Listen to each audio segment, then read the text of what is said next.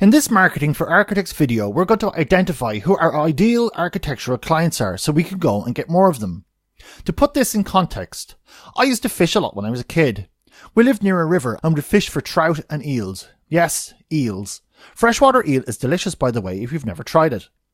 Anyway, the method to catch an eel is very different to that to catch a trout. You need different bait, a different rod, a different reel, different fishing technique, different everything. And it's the same for clients for your business. A client wanting a restaurant design, for example, is very different to a client wanting a new home design. And to even go further, a client who wants a new built home is very different to one who wants to add an extension to their property and make it bigger. On top of this, a family with young children have different requirements to a pair of grandparents with grandkids. Knowing who your ideal client is essential if you want to market successfully to them. We need the right bait for the right client. After you go through and apply what you discover in this video, your marketing and client getting is going to be so much sharper. Your ads will perform better. Your web pages will convert better. You'll get more inquiries about your services. More people will want to do business with you. All because you will have specifically identified who your ideal client is and then be able to go and get more of them. General, broad-speaking marketing doesn't tend to do too well because by trying to speak to everyone, you end up speaking to no one. Being general is the enemy of good marketing. But to create super specific marketing that converts people into clients, we need to know who we are aiming for in the first instance. The importance of knowing who your ideal clients are cannot be understated. This affects pretty much every aspect of your marketing. It dictates what content you write for them, what videos you create, what you put on your website, etc. It'll tell you what searches they make on Google so you can market to them there. You'll see what topics or groups they are a member of on Facebook.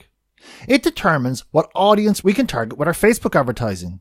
It dictates how you make your sales presentation and what to address in it to convert people into clients.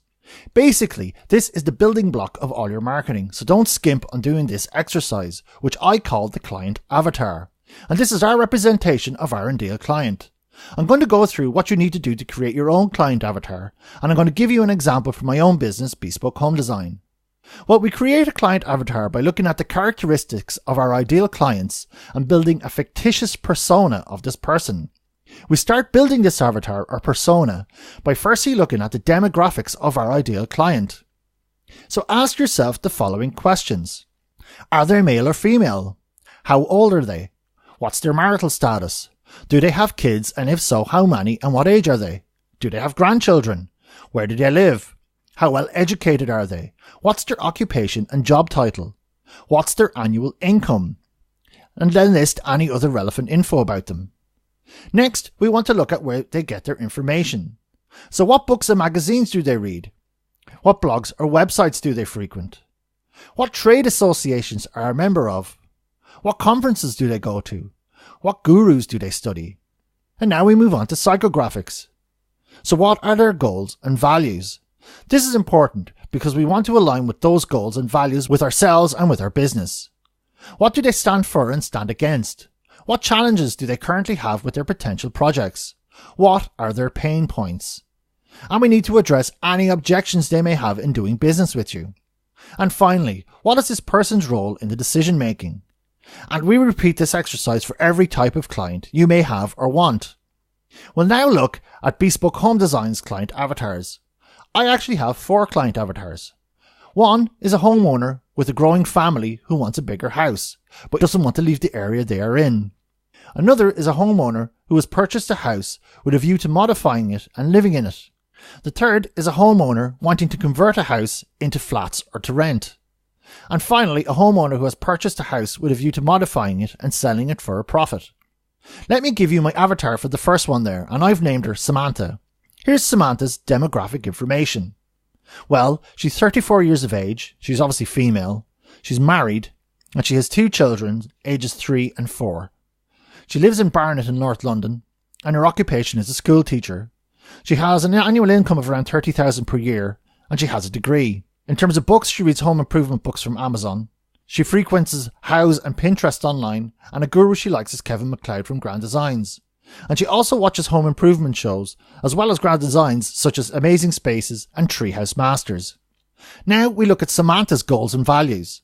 Samantha wants to have a bigger house, so the kids have their own rooms. She wants a bigger kitchen so the kids get out from under her feet, and she wants a space near the kitchen so she can keep an eye on the kids while she's cooking. Samantha's values include raising her children to be responsible, confident, and morally good adults with bright future prospects. She wants to provide a good home for her kids, and she takes pride in her home and wants it to be tidy, uncluttered, and a nice place to live. Samantha is challenged with making the house bigger on a budget, doesn't know where to start with the whole project, and doesn't want to piss off the neighbours with the building work. Samantha's pain points are being ripped off due to inexperience, looking a fool if she makes the wrong decision, and the hassle and upheaval that will come with the building work. Samantha's objections to hiring an architect include that it sounds too good to be true, too expensive, or does any of the architect's experience suit her house. And her role in the purchase process is that she's the real decision maker, whereas her husband pays and fronts it. So now that we have this information, we can use it to get our marketing in front of them. This is the secret sauce for marketing for architects. Knowing who you want as a client means you can now find them pretty easily. We can find them on Facebook pretty easily using the demographic information we based our avatar on. You can put ads in front of them on Google because we know what they are searching for. We can advertise in trade journals if that's where they hang out. Basically, this avatar helps us find our ideal clients so we can get in front of them. It'll also tell us where we can find them where our competition isn't to be found. The messaging in our ads and how we put our business across needs to align with the values of our avatar. We must address their challenges and pain points in our messaging. And finally, address any objections they may have in doing business with us. And that's it in a nutshell. Having at least one of these for your business is a serious asset, and you can pretty much guarantee your competition does not have one. So get yours together and deploy it. Your exercise in this video is simple. Build your ideal client avatar. In the next video, we will look at the 2 philosophies of marketing and which we need to use for our business. Also, if you want a written copy of these exercises, then simply go to the relevant blog section of affluentarchitect.com or click on the link below, which will bring you directly to the blog version of this video on the site. I'm Declan Connolly, founder of Affluent Architect, and I'll see you in the next video.